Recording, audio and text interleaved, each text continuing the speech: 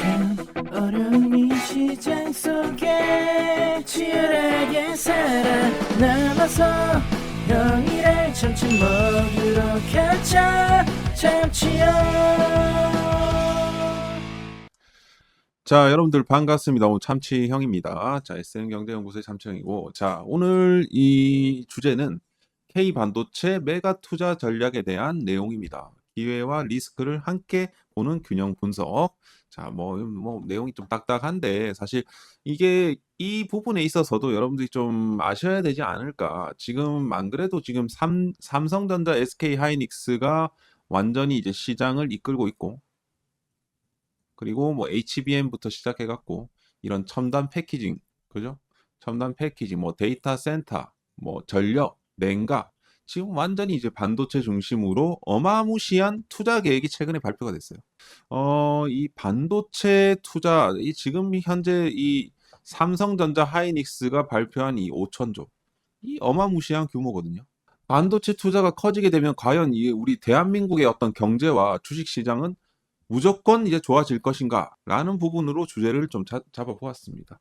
사실 방향성은 맞죠. 뭐 AI 시대에서 이런 반도체는 어떻게 봤을 때 국가의 전략 자산이고, 특히 메모리 경쟁을 가진 한국 입장에서는 분명히 어퍼추니티가 될 수가 있는 겁니다. 하지만 이 투자 규모가 너무 또 커지게 되면 이게 이제 부담이 될 수가 있어요. 반도체로 이제 자금이 막 쏠리면서 이 코스닥의 돈들이 마를 수가 있는 것이고요. 그리고 기업들의 어떤 자금 조달 금리, 뭐 삼성전자나 뭐 SK 하이닉스는 현금이 짱짱하게 있지만 다른 회사들은 그렇지가 않거든요. 그럼 금리가 지금 올라갈 수 있는 상황에서 지금 뭐 기준금리 지금 우리나라 말씀드리는 겁니다. 미국 말고. 금리가 또 올라가게 되면 굉장히 부담스럽거든요. 하드웨어는 굉장히 지금 강한데 소프트웨어는 오히려 약해질 수가 있는 거예요. 오늘은 뭐 반도체 이 슈퍼 사이클을 비관적으로 보자는 이야기는 아닙니다. 오히려 반도체에 투자를 한다라고 하면 지금부터 단순히 AI가 성장한다가 아니라 누가 지금 실제 현금을 벌고 누가 투자 부담을 견디면서 누가 이 생태계에서 승자가 되는지를 구분을 해야 된다라는 이야기입니다. 자, 그래서 지금 오늘 제가 이제 정리한 K 반도체 메가 투자와 기회와 리스크 지금부터 하나씩 살펴보도록 하겠습니다. 자, 여러분들 오늘 정말 중요한 정보 가지고 와봤으니까 자, 좋아요 한 번씩 꼭 부탁드립니다. 여러분들 정말 피가 되고 살이 되는 정보를 드리도록 할 테니까 좋아요 누르는데 3초도 안 걸립니다. 요 정도는 제가 강의료를 받을 수는 있잖아요. 좋아요 좀 눌러주세요. 자, 예전에는 지금 대형주들이 오히려 안 가서 문제인 시장이 있었거든요. 그런 시장을 우리가 기억을 해보면 그때 당시 너무나도 재밌었어요. 저도 엄청 재밌었습니다. 하지만 좀 위험하기도 했었고, 그런데도 정말 재밌는 그런 장세였거든요. 요즘에 이런 시장의 어떤 자금 흐름을 우리가 좀 잘 되짚어 볼 필요가 있는데, 예전에는 뭐 방금 말씀드린 대로 코스닥 성장주를 굉장히 선호했습니다. 그러니까 삼성전자 같은 이런 대형주들, 이거는 뭐 너무 무겁고 안 간다, 이런 인식이 많았어요. 안정적이지만 너무 무거웠다. 삼성전자 하루에 막 3% 오르면 막 상한가라고 표현을 했으니까. 근데 요즘은 다르죠.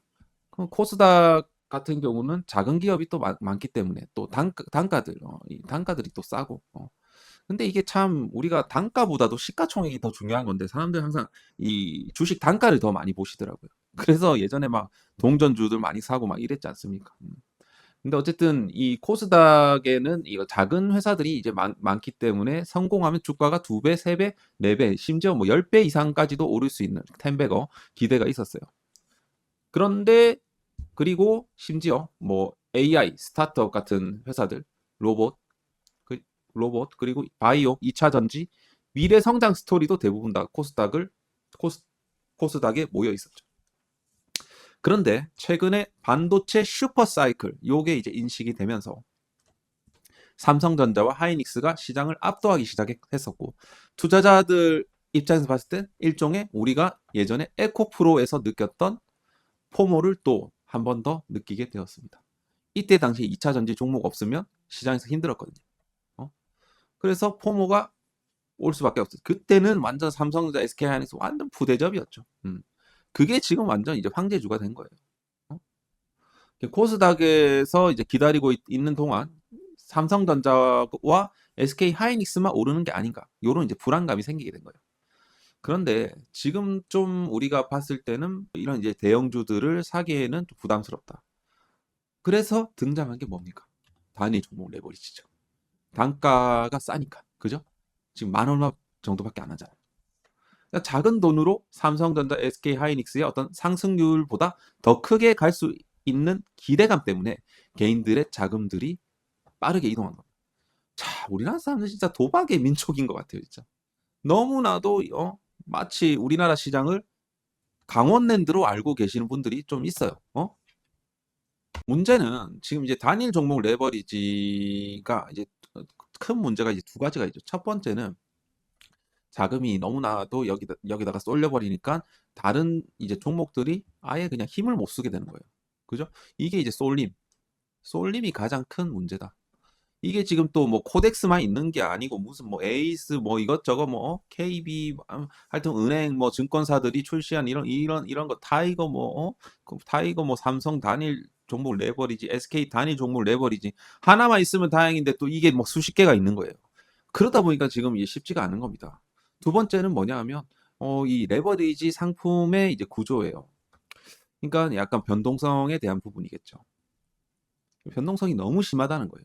예를 들어 100만 원을 투자를 했어요. 100만 원을 투자를 했는데 첫날 마이너스 20% 맞았어요. 첫날 마이너스 20% 맞으면 여기 얼마가 됩니까? 80만 원 되죠. 그 다음 날 20% 역으로 이제 상승을 해도 100만 원이 됩니까? 안 됩니다. 한 약간 96만 원 정도. 여기서 또 괴리율이 발생해요. 괴리율.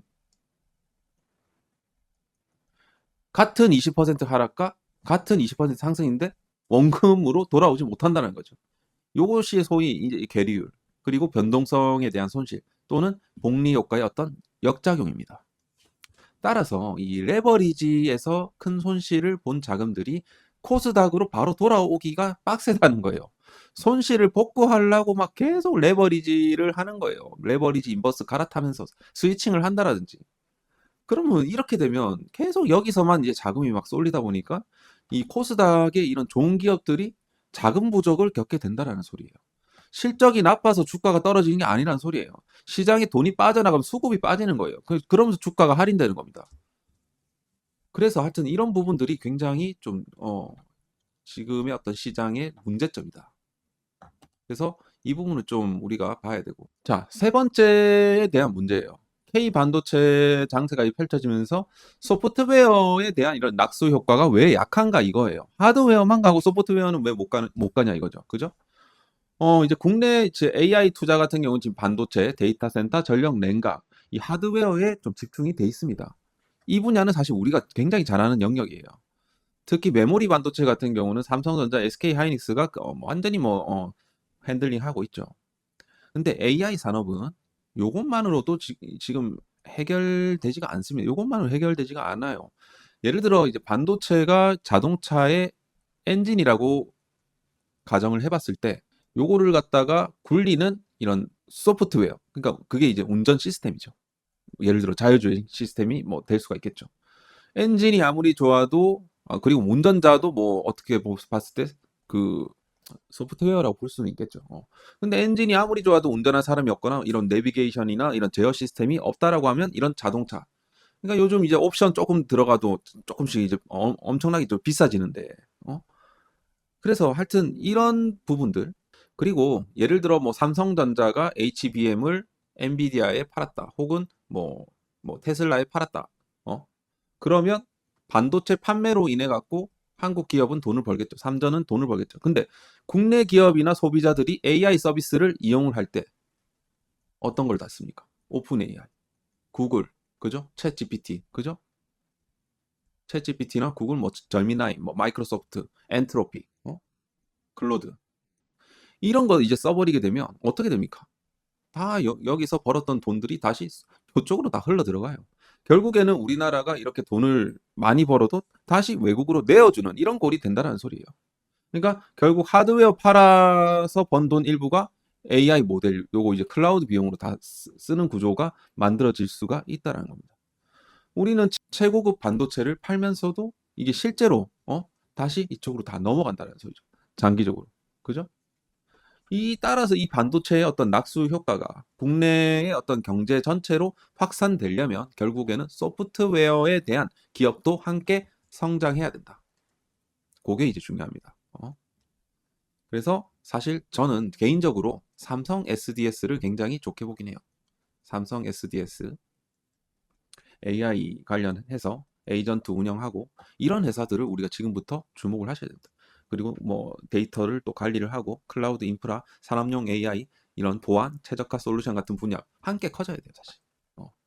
그래서 지금 투자자 입장에서는 반도체 장비주만 볼 게 아니라 앞으로 소프트웨어 이걸 갖다가 이어주는 그게 이제 필요하다라는 겁니다. 이게 더 큰 돈이 될 수가 있어요, 앞으로는. 그래서 반도체가 강하다고 해서 국가의 AI 경쟁력이 자동적으로 강해지지 않는다라는 것을 우리가 지금 인지를 지금부터 하셔야 됩니다. 그래서 이런 부분들에 우리가 관심을 가져야 된다라는 부분을 말씀을 드리고요. 자, 이런 최근에 이런 대규모 투자, 캐펙스 자금이 저는 너무 많이 늘어나는 것을 원치가 않아요. 아니, 주주 입장에서 봤을 때 캐펙스가 늘어나면 자동적으로 어디가 줄어듭니까? 잉여 현금이 줄어들잖아요. 잉여 현금이 왜 필요합니까? 뭐 여러 가지 이유로 필요하겠죠. 뭐 투자도 하지만 이걸 갖다가 주주 환원까지 하는 거예요. 이 FCF 계정으로 주주 환원을 하는 건데 여기서 계속 줄어들면 이게 주주 환원이 뭐 제대로 되겠습니까? 그죠? 자, 근데 지금 현재 여기서 이제 말하려고 하는 거는 이제 뭐냐면 이 반도체랑 이런 AI 인프라가 이 대규모 투자가 시작되면 기업들이 이제 공장을 짓고 장비를 사고 막 전력망, 데이터 센터 막 구축해야 되지 않습니까? 그러려면 또 엄청난 돈이 필요해요. 시중에 있는 돈은 무한하지 않습니다. 이런 이제 삼성전자나 뭐 SK 하이닉스 같은 이런 회사들도 뭐 오로지 이제 자기네들 돈만으로 할까요? 그렇지 않습니다. 각각 또 이제 자회사마다 상황이 다 다르기 때문에 이런 회사채라든지 이런 대출을 통해서 자금을 유치합니다. 그러면 다른 기업들도 같은 돈을 놓고 경쟁을 하겠죠. 이게 참 한정된 이 재화 안에서 또 이게 엄청난 이 경쟁이 시작되는 거예요. 이렇게 대규모 자금에 대한 수요가 올라가게 되면 어떻게 됩니까? 뭐가 올라가요? 금리가 올라가요. 금리가. 물론 삼전이나 SK 하이닉스는 상대적으로 걱정할 건 많이 없습니다. 왜냐하면 이 기업에 대한 이런 신용도가 높기 때문에 비교적 저금리로 자금을 조달할 수 있습니다. 그런데 중요한 거는 이 코스닥 기업, 중소형주 코스닥 기업, 그죠? 얘네들 같은 경우 다 물론 이게 다 다르겠지만 뭐 아무리 뭐 유보율이 높거나 막 이렇다 하더라도 예를 들어 빚을 많이 져 있어. 이게 이 이자 비용 이자 내내라 이제 다 끝나는 거예요, 이게. 기존에 예를 들어 뭐 3%에서 4%로 뭐 이자를 돈을 빌렸던 기업이 예를 들어 뭐 한 7%나 8%를 부담해야 된다라고 하면 이거는 이제 두 배가 됩니다. 뭐 처음에는 이제 100억 들었다가 지금 이제 200억 드는 거예요. 얼마나 아깝습니까, 이게. 그러니까 특히나 여기서는 이제 영업 이익도 제대로 안 나갔고 이자도 제대로 갚지 못하는 회사들은 생존 자체가 어려워질 수밖에 없습니다. 그래서 우리가 구분해야 되는 부분들이 이거예요. 지금부터 우리가 주의하셔야 됩니다. 영업 현금 흐름이 약한 회사들, 그리고 이자 보상 배율이 낮은 회사들, 그리고 단기 차입금, 빚이죠. 비중이 높은 회사들, 그리고 유증이나 전환사채 의존 가능성이 큰 회사들은 잘 걸으셔야 됩니다. 지금 걸러야 돼요. 그러니까 여기서도 얘기했지만 영업이익이 바로 뭐 곧바로 투자 재원이 되는 게 아니에요. 실제 투자 여력은 영업 현금 흐름과 잉여 현금 흐름에서 확인해야 된다. 그죠? 요게 진짜 중요한 거예요. 그래서 이런 부분들을 우리가 하나씩 확인을 다 하셔야 돼요. 할 게 너무나도 많습니다. 자, 다섯 번째는 이 반도체 슈퍼 사이클. 요게 이제 예상보다 더 오래 갈 수 있는 근거에 대해서 좀 말씀을 드리겠습니다. 지금까지 우리가 사용했던 생성형 AI. 대부분 다 이제 질문형이죠. 우리가 질문하면 답을 주는 요 방식이었어요. 근데 이제 앞으로 여기서 조금 더 진보되는 이런 AI 에이전트는 좀 다릅니다. 이 사용자가 목표를 주면 AI가 스스로 계획을 세우고 여러 번 작업을 반복을 합니다. 예를 들어 질문형 AI에, 그러니까 생성형 AI에 우리가 예를 들어 서울 여행 일정을 만들어줘. 이렇게 하면 일정표를 한 번에 다 작성을 해주죠. 하지만 이 AI 에이전트한테 같은 목표를 주게 되면 얘가 어떤 것까지 하냐면 항공권 가격을 확인을 하고요. 그리고 호텔을 비교를 하고요. 이동 동선을 비교를 하고요. 날짜까지 확인한 뒤에 일정을 수정을 합니다. 지 알아서. 그러니까 이 한 번의 목표, 한 번의 어떤 그 목표, 그리고 목표를 위해서 수행하기 위해서 수십 번, 많게는 수백 번까지 연산이 발생하게 되는 거예요. 여기에 이제 여러 그 AI가 협업하는 또 멀티 에이전트 체계까지 지금 생겨나게 되는 거예요. 사람으로 따지자면 혼자 일하던 구조에서 여러 명의 어떤 전문팀이 동시에 움직이는 구조로 바뀐다는 겁니다. 예를 들어 로펌이 있으면요. 송무팀 있죠? 형사팀 있죠? 이혼팀 있죠? 이런 식으로 나눠지게 되는 거예요. 전문팀이 동시에 움직이는 구조로 바뀐다는 거예요. 당연히 필요한 연산량이나 메모리 사용량도 크게 증가가 되는 거예요. 그래서 AI 에이전트 시대에서는 오히려 GPU만 필요한 게 아닙니다. GPU가 빠르게 계산할 수 있도록 데이터를 공급하는 이 HBM이 필요하고요. 반도체를 연결하는 이런 첨단 패키징이 필요하고요. 그리고 제품이 제대로 작동되는지 확인하는 테스트 장비도 필요합니다. 그리고 여기에 따라서 서버가 늘어나면 전력이 필요하고요. 요거를 너무 이게 횟수가 많다 보니까 열이 나겠죠. 그럼 발열을 냉각해주는 이런 시스템도 필요합니다. 그리고 데이터가 오가는 속도까지 우리는 봐야 돼요. 높이기 위해서 이런 고속 네트워크가 필요하겠죠. 이게 참 굉장히 엄청나게 이제 고도화가 되는 겁니다. 이것이 반도체 슈퍼 사이클이 단순한 이 스마트폰 교체 사이클과 다를 수밖에 없는 이유입니다. 그래서 이런 AI가 단순 질의응답에서 업무 실행 도구로 진화할수록 이런 서버, 메모리, 전력 인프라의 중요성은 더 커질 수밖에 없다라는 점을 참고를 해주시면 되겠습니다. 자, 그러면 투자자들은 지금부터 이제 무엇을 점검을 해야 될까? 저는 이제 점검을 해야 될 게 이 알고리즘에 대한 효율화가 메모리 수요 증가율을 둔화시키는가. 이게 AI에 대한 이런 사용량이 늘어나는 건 분명하죠. 근데 이제 같은 작업을 갖다가 더 작은 연산으로 처리하는 기술도 계속적으로 발전하고 있습니다. 예전에 이제 과거의 자동차 같은 경우는 연료 효율이 얼마 안 됐죠. 뭐 예를 들어 뭐 1리터당 1리터당 요즘에는 막 18에서 20까지도 막 가고 20에서 30까지도 가는 세상인데 뭐 일단은 10km도 못 가는 그런 경우가 많았습니다. 이후에 이제 엔진 효율이 이제 좋아지면서 같은 거리를 가는데 필요한 연료가 줄었다라는 거죠. AI도 마찬가지입니다. 이런 이제 모델이 압축이 되고 그리고 이런 전문가 혼합 기술 같은 것들이 이제 발전하게 되면 동일한 성능을 더 적은 메모리와 연산으로 할 수가 있다는 거죠. 그래서 물론 이제 효율이 좋아지면 사용량이 더 늘어나는 이런 제번스 효과도 나와줄 수는 있어요.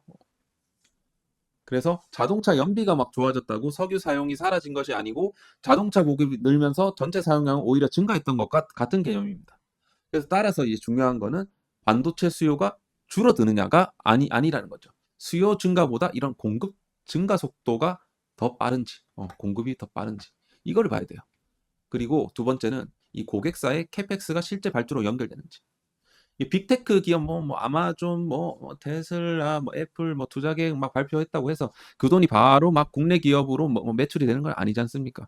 이런 계획이 막 발주가 되고 발주가 또 출하가 되고 출하가 또 매출이랑 현금으로 연결되는 과정을 확인을 해야 된다는 소리죠. 그죠?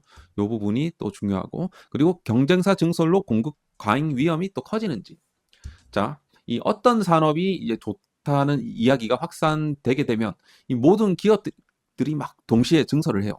예를 들어 사실 2차 전지 쪽을 봐도 과거에 막 이거 앞으로 이제 배터리 이 고성능 배터리 많이 만들어야 돼 이러면서 LG 엔솔이라든지 SK온은 엄청난 이 또 투자를 했지 않습니까? 여기서 이제 보수적으로 했던 이 삼성 SDI 저는 그래서 삼성 SDI를 굉장히 높게 사거든요. 얘네들 엄청 강력하게 하다가 지금 완전히 요게 이제 악수로 이제 되었어요. 물론 나중에 이거는 다 뭐 회수를 할 수는 있겠지만 아무튼 간에 이게 어떤 산업이 좋다는 이야기가 확산되면 모든 기업들이 막 동시에 증설을 하고 수요가 늘어도 공급이 더 빠르게 늘어나면 제품 가격은 하락할 수밖에 없습니다. 과거에 그 메모리 반도체 산업이 그러했었어요. 전형적인 그런 사이클이었습니다. 그래서 우리가 이제 종목들을 고를 때 이런 것들을 좀 체크를 하셔야 돼요. 자, 장기 공급 LTA라고 하죠. 장기 공급 계약이 있는지, 그죠? 롱텀 그리고 영업 현금 흐름이 개선되고 있는지 이것도 굉장히 중요합니다. 그리고 캐펙스 대비해서 수익성이 나와주는지, 그리고 부채가 또 과도하진 않는지 이런 것들도 잘 봐야 돼요. 그리고 밸류 체인이 확장되고 있는지, 그리고 가격 결정력이 있는지. 여기서 이 중요한 게 가격 결정력. 이게 이제 있어야 돼요. 왜? 좋은 산업에 속해 있어도 고객이 가격을 정하게 되면 기업의 어떤 수익성이 제한될 수밖에 없습니다. 지금 삼전이나 SK하이닉스는 갑이거든요. 그런데 그러지 못한 이제 회사들. 반대로 이 기술적인 장벽이 막 높아갖고 고객이 쉽게 공급사를 바꾸지 못한다라고 하면 원가가 올라도 제품 가격에 반영할 수 있다. 예전에 인터넷 버블 때에도 그랬어요. 이게 인터넷 사용량이 늘어난다라는 이 방향성은 맞았거든요. 그런데 이 광 케이블이랑 통신망을 과도하게 설치한 기업들, 이런 기업들이 부채를 이기지 못하고 결국에는 망했습니다. 결국 여기서 결국 큰 돈을 번 회사들은 무리하게 막 투자를 한 회사가 아니고 이런 저렴한 인프라 위에서 검색, 광고, 전자상거래, 클라우드 서비스를 만든 기업, 아마존이었죠. 어떻게 봤을 때 닷컴 버블에서 탄생한 신화적인 그런 회사라고 볼 수가 있습니다. 반도체 쪽도 지금 같은 일이 벌어질 수가 있어요. 반도체를 무조건 많이 만드는 기업이 승자가 아니고 반도체를 활용해서 반복적인 현금 흐름과 높은 수익성을 만들어내는 회사가 결국 최종 승자가 될 수밖에 없습니다. 그래서 우리는 지금 삼성전자, 하이닉스, 특히나 저는 삼성전자를 앞으로 굉장히 좋게 본다. 오히려 제2의 애플, 아마존, 엔비디아가 될 수 있는 회사라고 생각을 합니다. 자, 요거는 저의 개인적인 이야기였고요. 자, 정리를 좀 하자면 저는 어쨌든 반도체 슈퍼사이클에 대한 방향성은 여전히 유효하다라고 생각을 합니다. AI 에이전트랑 이런 데이터 센터의 확산, 그리고 HBM, 첨단 패키징, 테스트 장비, 전력 냉각, 네트워크 수요를 중장기적으로 키울 가능성이 굉장히 높아요. 다만 AI니까 오른다, 반도체니까 무조건 좋다, 이거는 여러분들이 버리셔야 됩니다. 여기서 선별해야 된다는 소리예요. 그리고 반도체에 좀 가려진 이런 정말 좋은 회사들, 코스닥 안에서 진짜 많거든요. 코스닥과 소프트웨어 회사들, 그죠? 실제로 매출을 만들고 부채가 낮고 그리고 AI 생태계에서 반드시 필요한 역할을 할 만한 그런 회사들 지금부터 찾으셔야 됩니다. 어쨌든 끝까지 남아서 현금을 벌 수 있는 기업을 찾는 게 지금부터 우리가 해야 되는 일이다. 그것이 이번 반도체 슈퍼사이클에서 투자자가 가져야 하는 중요한 원칙이 아닌가라고 말씀을 드리면서 오늘 영상은 여기서 마무리를 하도록 하겠는데요. 끝으로 홍보 아닌 홍보를 드리자면 정말 중요한 정보들을 지금 텔레그램 안에서 많이 드리고 있습니다. 여러분들이 정말 알아야 될 부분들도 드리고 있고요. 그리고 핫한 그런 종목도 추천을 드립니다. 그냥 아무 종목이나 추천 드리는 게 아니고 이번에도 삼성전자를 추천을 드렸습니다. 어제 추천드렸고 삼성전자로 6% 정도 수익을 드렸습니다. 지금 시장의 6%가 웬 말이냐? 자, 여러분들 생각을 해보세요. 여러분 지금 시장에서는 잃지 않는 것도 중요하지만 꾸준히 수익을 쌓아 나가는 게 중요합니다. 6%도 쌓이면 이거를 10번 먹으면 60%. 이렇게 반복적으로 지금 삼성전자 수익도 이게 한두 번 드린 게 아닙니다. 제가. 그렇기 때문에 정말 타점이 왔을 때 이런 우리나라 최고의 주식으로 수익을 내드린다. 이게 얼마나 의미 있는 일인가요, 여러분들?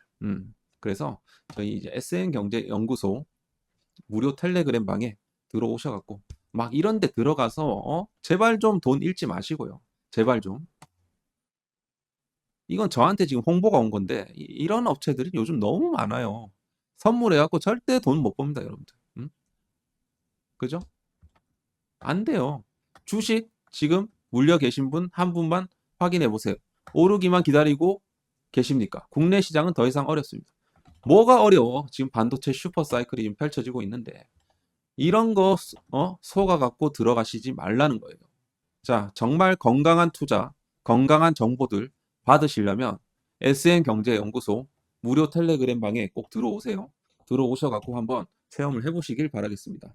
무료 추천주 원칙, 뭐 시황 브리핑, 요런 것들. 뭐 제가 멤버십 가입하라고 하지 않습니다. 한다고 하더라도 뭐 그건 저도 뭐 광고는 해야 되니까. 근데 굳이 가입을 권장하지, 굳이 가입을 막 이렇게 해라 하지 않습니다. 그냥 여러분들 무료방에서 잘 봐주시면 돼요. 그렇기 때문에 궁금하신 분들은 하실 분들은 뭐 한번 들어오셔갖고 체험을 해보시면 되겠습니다. 자, 그래서 오늘 영상은 여기서 마무리하도록 할 것이고, 저희 SN경제연구소 텔레그램에 입장을 원하시는 분들은 제 채널 아무 영상이나 클릭을 하시고요. 여기 더보기란 클릭하시고요. 여기 텔레그램 링크 요걸로 들어오시면 됩니다. 자, 오늘도 수고하셨고, 오늘 영상 진짜 도움이 되셨다 하시는 분들은 좋아요, 구독 한 번씩 눌러주시길 바라겠습니다. 여러분한테 정말 중요한 인사이트가 되었으면 합니다.